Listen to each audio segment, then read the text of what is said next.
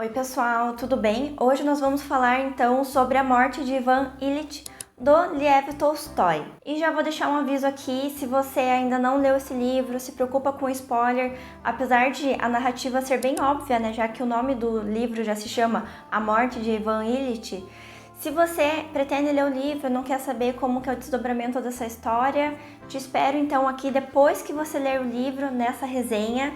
Mas se você quer saber um pouquinho mais sobre essa obra, quer entender um pouquinho das minhas percepções também, vamos seguir que eu não vou me preocupar tanto com spoilers, com elementos da narrativa que possam ser considerados spoilers, apesar desse livro ser meio óbvio. Pode até ser óbvio, mas se tratando de um livro russo, a gente sabe que de óbvio na verdade não tem nada, tem muitas camadas a serem pensadas nesse livro aqui, que é pequeno, mas novamente muito potente, como vários outros livros pequenininhos que a gente tem lido por aqui ultimamente. Essa minha edição da editora 34 tem 92 páginas, então é uma leitura assim super rápida. Se você tiver com uma manhã livre aí, você lê ele inteiro, apesar de que eu acho que ele é muito mais bem aproveitado se lido aos pouquinhos. Mas sobre o que fala então essa narrativa, né? Nós entramos no livro com o anúncio da morte de Ivan Ilitch, sendo recebida então pelos seus companheiros de departamento. Obviamente estamos falando de um funcionário público, como é muito comum nas obras da literatura russa.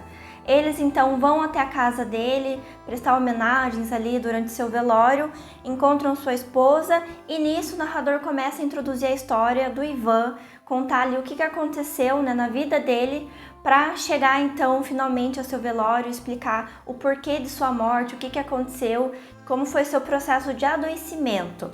Esse livro aqui fala sobre adoecimento, sobre morte, sobre confronto do luto.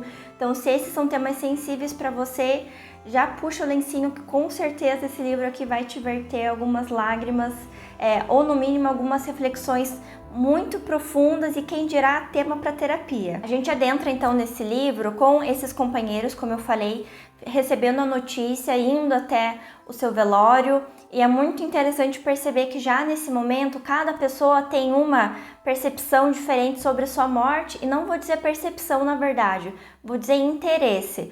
Uns ficam felizes de saber que não é com eles aquele falecimento, que eles estão vivos, então é aquele alívio frente à desgraça alheia. Mas ao mesmo tempo a sua esposa também está ali interessada em como que ela consegue ganhar ainda mais dinheiro em decorrência da sua morte. E não é nenhuma surpresa que o Ivan, ele também é filho de um funcionário público, que no livro ele fala um funcionário inútil de diversas repartições desnecessárias. Isso para mim foi curioso, esse tipo de definição, porque tô acostumada, né, ultimamente a ler mais os livros do Dostoiévski, ele tem crítica muito forte ao funcionarismo público da Rússia. Eu já li Ana Karenina, do Tolstói, mas na época, também foi meu primeiro livro russo, né, eu não senti tanto essa crítica. Aqui eu senti ela um pouco mais veemente, mais contundente, né, podemos dizer assim, nessa frase e em outras passagens. O que me surpreendeu, já que Ana Karenina isso não foi tão forte para mim, mas novamente foi o primeiro livro russo que eu li, pode provavelmente, né, ter passado despercebido pelos meus olhos ali que não estavam acostumados a perceber essas nuances dessa literatura. Ivan morre aos 45 anos como juiz de um fórum criminal. Na sua adolescência, na sua infância, né, na sua juventude, ele era considerado como carinhoso, alegre, comunicativo, mas um severo cumpridor daquilo que considerava seu dever. E isso é uma nuance da personalidade dele que vai ser muito importante a gente ter em mente no desenvolvimento do livro. Por quê? Aquilo que ele considera um dever dele, né, aquilo que nós consideramos um dever nosso, será que de fato é um dever? É possível ter algumas reflexões sobre isso para aquelas situações da nossa vida onde a gente faz as coisas porque a gente acha que não tem saída, que aquele é o mais correto, mas muitas vezes podem ser ter outros caminhos que a gente não conseguiu ver à primeira vista, né? Mas a gente vai percebendo também que apesar desse seu senso de dever, daquilo que é correto a ser feito, ser muito latente, tem coisas que, apesar de tudo, ele não é tão correto assim. Na página 19, o narrador fala o seguinte: cometeu na faculdade algumas ações que suscitaram nele asco por si mesmo. Mas, percebendo que essas ações eram cometidas também pelas pessoas altamente colocadas e não eram consideradas por elas como más ações, esqueceu-as de todo e não se entristecia nem um pouco sequer ao lembrá-las. Então aqui a gente percebe que apesar desse senso de dever que ele tem, né, que ele traz com muita severidade, ao mesmo tempo ele tem comportamentos que podem não ser tão corretos, principalmente aquilo que é correto ou errado aos olhos dos outros, das outras pessoas e aqueles que estão em cargos acima do dele. Então são as relações com base na aparência, então as relações sociais, as relações por comodidade, isso é algo muito presente na vida dele. São essas relações que vão nortear as suas decisões. E daí isso daqui eu só consigo pensar o seguinte, né? Por mais que os outros façam e para eles não é errado, toda mãe já falou, né? Você não é todo mundo, então não é porque os outros não acham errado e fazem determinada coisa que você também tem que fazer. E são esse tipo de reflexões que eu percebo que o personagem acabava não fazendo. E uma outra nuance da personalidade do Ivan que eu achei bem curiosa é a seguinte: na página 21 fala-se assim: na qualidade de juiz de instrução, Ivan sentia que todos sem exceção, mesmo as pessoas mais importantes e convencidas, estavam nas suas mãos. Ele jamais abusou dessa sua autoridade. Pelo contrário, procurava atenuar a sua manifestação. Mas a consciência dessa autoridade e a possibilidade de atenuá-la, ele jamais abusou dessa sua autoridade e, pelo contrário, procurava atenuar a sua manifestação. Mas essa consciência do poder que ele tinha sobre as pessoas por conta dos cargos que ele ocupava, mostra que em algum nível ele goza, ele tira satisfação dessa posição de poder que ele pode exercer na vida das pessoas se ele quiser ou não. De certa forma, as pessoas estão sob o jugo da sua própria vontade, daquilo que ele considera correto ou errado, e que ele pode, ao escrever de uma caneta, mudar a vida de uma pessoa. Então a gente percebe que apesar de no começo a gente ter aquela sensação, meu Deus, um homem que morreu, né? A gente entra no livro um pouco mais movimentado por um sentimento de empatia, de piedade, de comoção, porque se trata da vida de uma pessoa que morreu. Mas ao longo do livro que a gente vai percebendo essas nuances, a gente vê que talvez algumas coisas aconteceram na vida dele por conta das lentes que ele usava para olhar a sociedade e as relações que ele tinha estabelecidas. Então, ele sim estava ali imerso numa sociedade que estava influenciando a forma com que ele tomava as decisões, que ele se sentia no poder, que ele sentia que ele sim podia impactar a vida das pessoas, não necessariamente um impacto positivo e altruísta. Não, ele gozava um pouco, sentia prazer desse poder que ele tinha. Ele conhece a sua esposa, então, em um desses postos de trabalho, e basicamente ela se apaixona por ele. Ele vendo ali que ela tá afeiçoada a ele, se pergunta, por que não casar? Toda mulher gostaria de ouvir isso, né? Um cara que casa com ela e que responde que resolvi casar com você porque me questionei por que não. Então assim, foi um casamento de conveniência, ele tinha consciência disso, foi um ato pensado, porque ele fazia aquilo que era do seu agrado, mas também aquilo que era considerado correto pelas pessoas altamente colocadas. E assim, o que são pessoas altamente colocadas, a gente só pode imaginar, né? Mas eram as pessoas de maior poder aquisitivo, que tinham ali um maior cargo na hierarquia, né, dessa sociedade. O que lá na frente a gente vai ver também que surpreende um total de 0 pessoas, que ele não foi visitá-lo enquanto ele estava doente, né? Já estou antecipando um pouco aqui, por nenhuma dessas pessoas que ele considerava altamente colocadas. Isso gera na gente a reflexão de que hoje a gente toma algumas decisões por conta de algumas esferas da nossa vida, por alguns ciclos sociais, por conta de algumas pessoas. E poxa, na hora do leito da morte ali do cara não tinha ninguém, nenhuma viva alma dessas pessoas que ele considerou importantes. Então por que que isso, né, vai ter uma influência na nossa vida? Por que que essas pessoas vão ditar as decisões que a gente toma? Sim, tem um aspecto social, tem um aspecto de convivência que vai sim imperar na nossa vida, mas lá no final dos nossos dias, vai fazer diferença aquilo? Então acho que essa é uma das reflexões que o livro tenta suscitar na gente. Bom, sua vida segue e sua esposa engravida e, segundo ele, começa a infringir o encanto e a decência da vida. Isto é, ela fica com ciúmes, fica irritadiça, começam a brigar, ela começa a perturbar ali, né, digamos assim, a ordem geral das coisas. E Ivan vai trazer na página 25 a sua visão sobre o casamento a partir do momento que ele percebe a perturbação dessa ordem geral.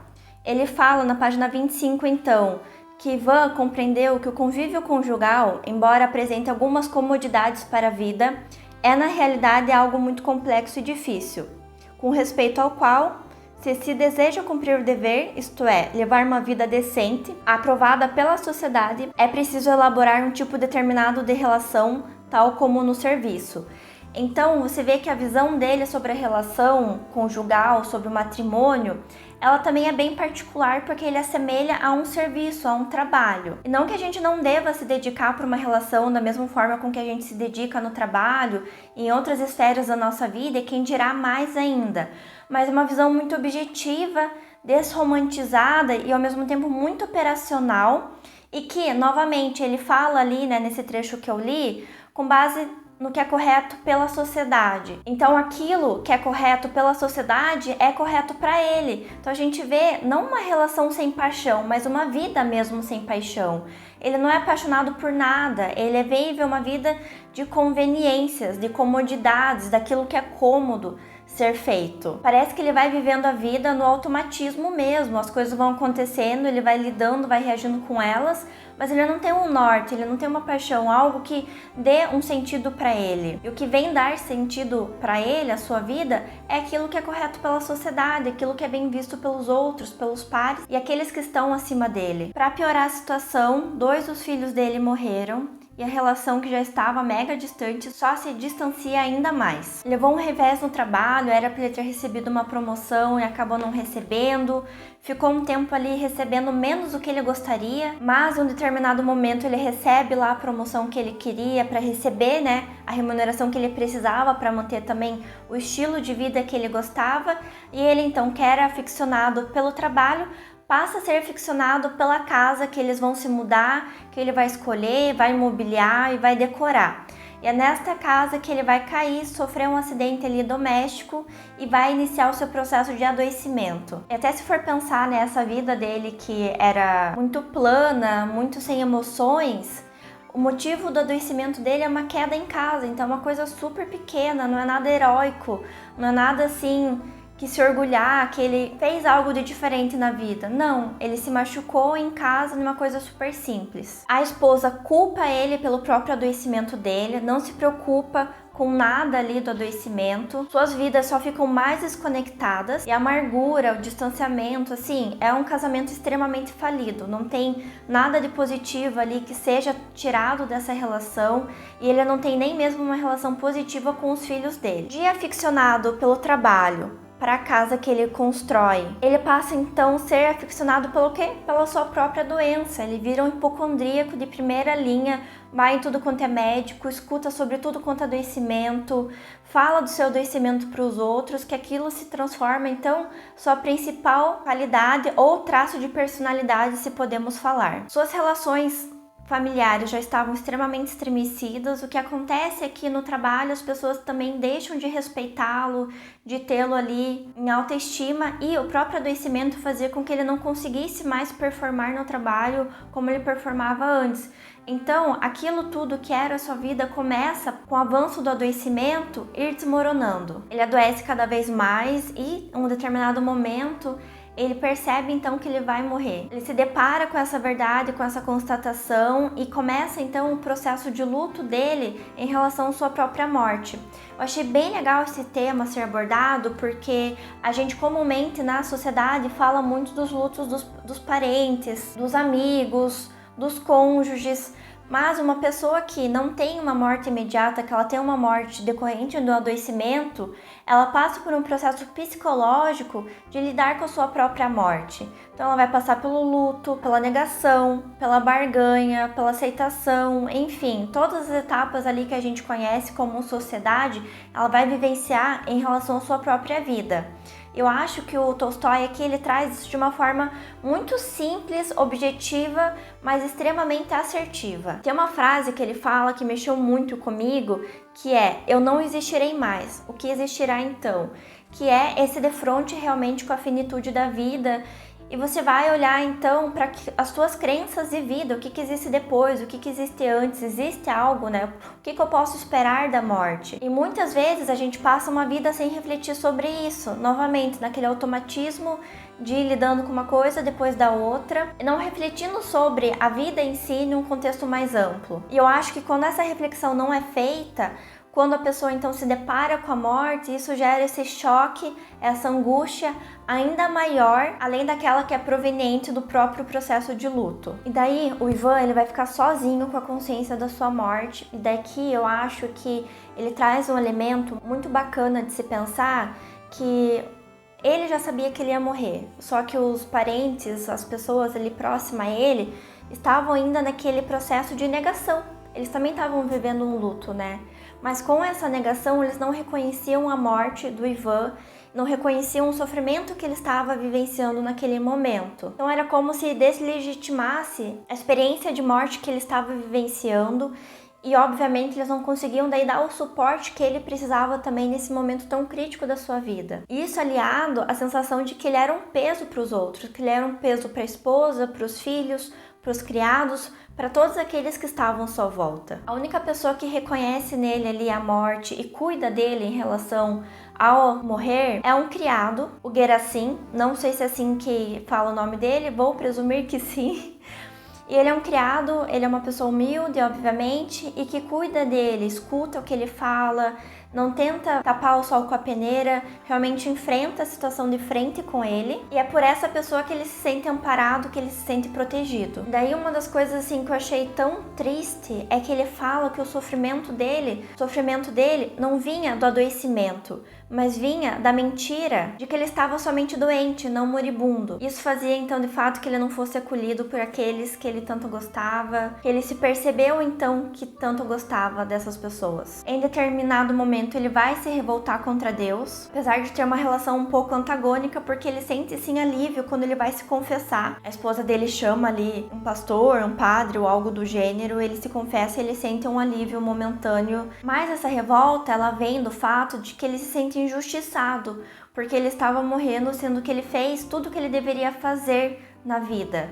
Então ele não estava naquela situação ali de barganha com a própria morte. A vida começa a passar ali pelos seus olhos, o sofrimento moral de estar naquela situação, ele é muito pior do que o sofrimento físico, até que em determinado momento ele percebe que ele não viveu a vida como devia, e sim ele tomou as decisões pelo aquilo que era mais cômodo, mais conveniente. E essa é basicamente assim a narrativa da história. Eu já falei um pouco sobre as minhas percepções, mas eu acho que assim, esse livro faz você olhar para a morte, o que é morrer, o que é adoecer, o que é você estar enfermo. Ele fala ali que ele passa dias agoniando, dias gritando de dor, e eu acredito que isso, fora a literatura, só quem viveu sabe para dizer exatamente o que é esse sentimento de estar acompanhando alguém que está agonizando dessa forma. Mas para mim o que mais me pegou não foi o confronto à morte, sim o confronto à vida, porque quando ele vê que ele está morrendo, a sua vida passa como um filme sobre os seus olhos, e ele vai rever todas as decisões que ele tomou em vida, todos os momentos que ele tomou decisões, as coisas que ele vivenciou, e o saldo não foi positivo. Então, novamente, né, eu tenho falado de alguns livros que falam dessa perspectiva aqui no canal, mas é uma vida que foi vivida e que não valeu a pena quando morrida. As relações não foram estabelecidas da forma com que deveriam, as relações foram muito superficiais. Quando ele morreu, aquelas relações de aparência acabaram não adiantando de nada. E, gente, que casamento falido, que casamento que deu errado, que casamento, assim, que ele tomou uma decisão porque, sim, ele achava que era correto, que era o que ele devia fazer, mas que não lhe trouxe nenhum conforto, nenhum alento em nenhum momento da sua vida.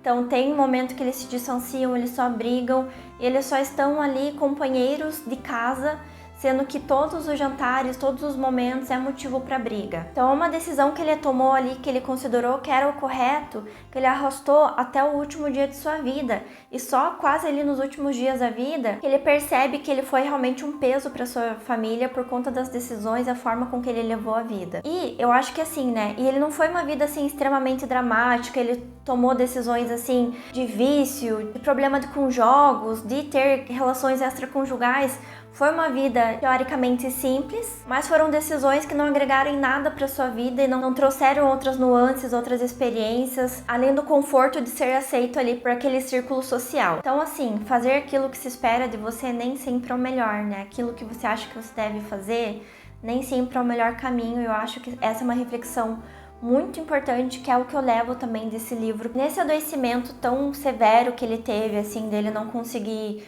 deitar direito, dele precisar de ajuda para se levantar da cama, ele traz uma luz também sobre os cuidados paliativos, né? De como que a gente traz conforto para as pessoas que não vão conseguir prolongar muito mais a sua vida. Então chega no momento que ele tá tomando só remédio ali pra dor, pra tentar diminuir realmente o sofrimento dele, e nem isso é suficiente. Quem vai ser um conforto pra ele vai ser aquele criado que eu comentei, que fazia com que ele ficasse minimamente confortável. E outro aspecto desse livro, assim, que isso sim mexe comigo, eu acho que todo aspecto da morte, ele não é tão impactante pra mim, mas esse viver uma vida que não vale a pena quando morrida é um ponto aí que mexe comigo, e o outro ponto é viver pelo trabalho, que é uma conta que não fecha no final das contas, sabe? Você vive pro trabalho, suas relações ficam de lado, aquilo que você gosta de fazer por si fica de lado. Quando você morre, você está sozinho, né? Quando ele estava doente, ninguém foi visitar ele no trabalho, aquelas pessoas que eram as mais importantes, ninguém foi ali ver como que ele estava. Então acho que vale sim a reflexão, né, de poxa, aquilo que eu tô fazendo hoje,